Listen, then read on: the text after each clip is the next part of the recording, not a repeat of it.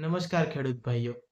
અત્યારે વાતાવરણની અનિયમિતતાના કારણે ગમે ત્યારે માવઠું થઈ જાય છે. તો કે હાલમાં જે માવઠું ગયું એના કારણે આપણા ઘણા બધા અલગ અલગ પાકોમાં નુકસાની થઈ છે. ધાણા છે, જીરું છે, કપાસ છે, એવા ઘણા બધા પાકોમાં નુકસાની થઈ છે. અને ડુંગળીમાં પણ ખાસી એવી નુકસાની થઈ છે. અત્યારે આપણે જે ડુંગળીમાં જનરલી પ્રશ્ન જોવા મળે છે કે ગાંઠિયો સડી જાય છે, પાન સુકાઈ જાય છે એમ. તો કે આપણે આને દેશી ભાષામાં ડુંગળીનો બાફિયો તરીકે ઓળખીએ છીએ એમ. તો કે આવા પ્રશ્ન ઘણી જગ્યાએ ઊભા થયા છે એમ. તો કે બાફિયો શેના કારણે આવે છે? તેના લક્ષણો શું હોઈ શકે? તેનો ઉપાય એટલે કે જૈવિક ઉપાય શું હોઈ શકે? અને રાસાયણિક ઉપાય શું હોઈ શકે? એની આપણે ડિટેલમાં ડિસ્કસ કરીશું આ વિડીયોમાં.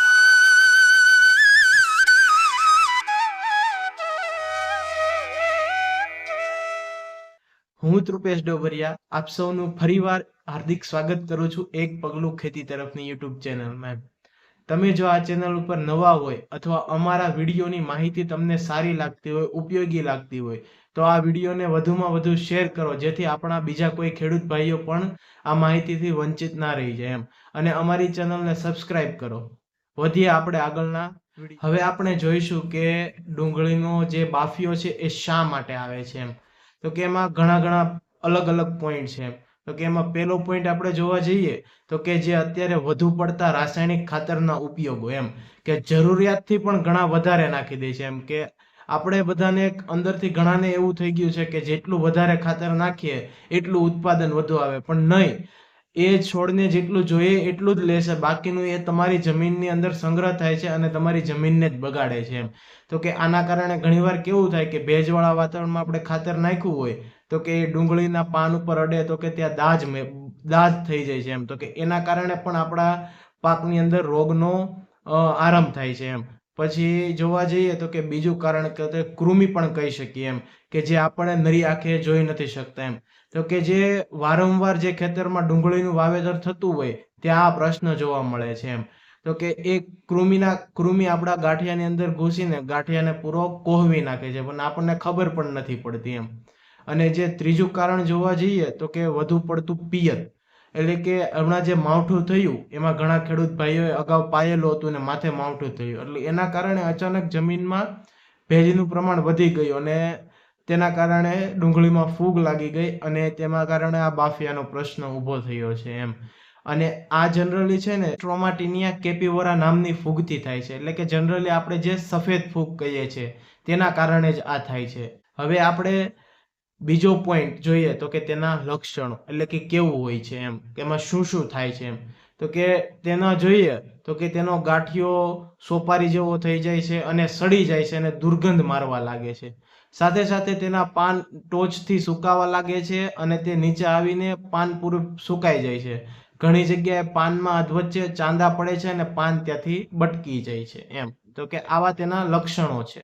હવે આપણે તેના ઉપાયમાં જોઈએ તો કે બે પ્રકારના આપણે ઉપાય કરી શકીએ, એક જૈવિક અને એક રાસાયણિક. પેલો આપણે જોયું જૈવિક. તો કે જૈવિક ઉપાયનું અત્યારે મોડું થઈ ગયું છે એમ, કે આપણે આયુર્વેદિક દવા અને જે વિલાયતી દવામાં જેમ વિલાયતી દવા ઝડપથી આપણને પેલું રિકવરી આપે, પણ આયુર્વેદમાં વાર લાગે અને લાંબા સમયની રાહત મળે એમ. પણ જો ટાણેર આયુર્વેદિક કરવા જઈએ તો એ મેળ ના આવે, એટલે કે અત્યારે જો જૈવિક કરવા જઈશું તો એનો મેળ નહીં આવે. જૈવિકમાં જોવા જઈએ તો કે જે ટ્રાઇકોડર્મા વિરિડિન નામની ફૂગ આવે છે અથવા તો સુડોમોનાસ કરીને જે ફૂગ આવે છે, એ જ્યારે આપણે વાવેતર કરીએ એની સાથે જો આપીએ તો આપણને આ બધા રોગોમાં ઘણી બધી ફૂગ, ખાસ કરીને ફૂગજન્ય રોગોમાં તો બહુ જ રાહત રહી છે. કારણ કે આ બંને ફૂગ એવી છે કે જે જમીનજન્ય મોટા ભાગની જે ફૂગ છે, કે કાળી ફૂગ છે, સફેદ ફૂગ છે, એ એનો ખોરાક છે એમ. તો કે એ એને જમીનમાં ઉગવા જ નહીં દે, એટલે કે આગળ જ નહીં વધવા દે, પહેલા જ એને ખાઈ જશે, જો આપણે આ ઉપાય શરૂઆતથી કર્યો હશે તો. પણ હવે આ ઉપાય કરવાનો કોઈ લાભ છે નહીં. હવે બીજો ઉપાય તો કે આપણે જે રાસાયણિક જોઈએ તો કે એમાં આપણે કોઈ એક સારી એવી દવા કે જે ફૂગનાશક છે એની સાથે જો માઇક્રોન્યુટ્રિયન્ટ આપણે સાથે આપીએ તો આમાં રિકવરી ફટાફટ આવશે અને જે ફૂગ લાગેલી છે તેમાં પણ રાહત રહેશે. કે એમાં જોવા જઈએ તો આપણે જે નાગાર્જુન કંપનીનું ઇન્ડેક્સ કરીને આવે છે, કે તેનો ઉપયોગ કરી શકીએ. તે એક સારું એવું ફૂગનાશક છે, કે જેમાં ટેકનિકલ માઇક્રોબ્યુટિલિન કરીને આવે છે એમ કે તેનો ઉપયોગ પણ કરી શકીએ. અથવા તો એ ન કરવું હોય તો આપણે ધાનુકા કંપનીનું કોનિકા કરીને આવે છે કે જેની અંદર આપણને બે એવા સારા ટેકનિકલ મિક્સ કરેલા હોય છે કે કોપર ઓક્ઝીક્લોરાઇડ અને એની સાથે કસુમા ગાયસિન કરીને જે ટેકનિકલ આવે તેનો પણ એડિશન હોય છે એમ. તો કે આ એક સારું એવું ફૂગનાશક આપણે કહી શકીએ કે જેની અંદર બે અલગ અલગ ટેકનિકલ કન્ટેન્ટ છે. તો કે આનો પણ ઉપયોગ આપણે કરી શકીએ. આની સાથે સાથે આપણે જો એક માઇક્રોન્યુટ્રિયન્ટ તરીકે આપણે યુઝ કરવું હોય, રાપોર્ટાનું ન્યુટ્રી બિલ્ડ કરીને આવે છે.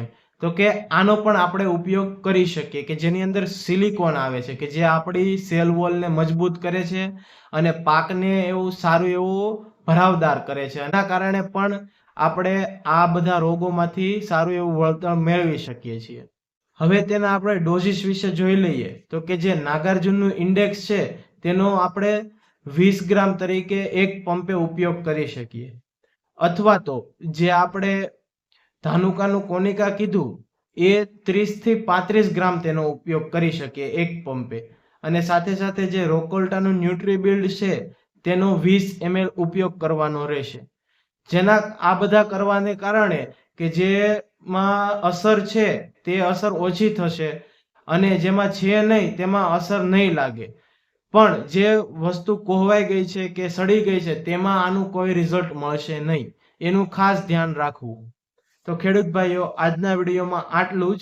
જો આ વિડીયો તમને ઉપયોગી લાગ્યો હોય, અમારી માહિતી સારી લાગી હોય તો આ વિડીયોને તમારા બીજા વોટ્સઅપ ગ્રુપમાં શેર કરો, અમારી ચેનલને સબસ્ક્રાઇબ કરો અને મળીશું આવી જ અવારનવાર માહિતી સાથે બીજા વિડીયોમાં. ત્યાં સુધી જય જવાન, જય કિસાન.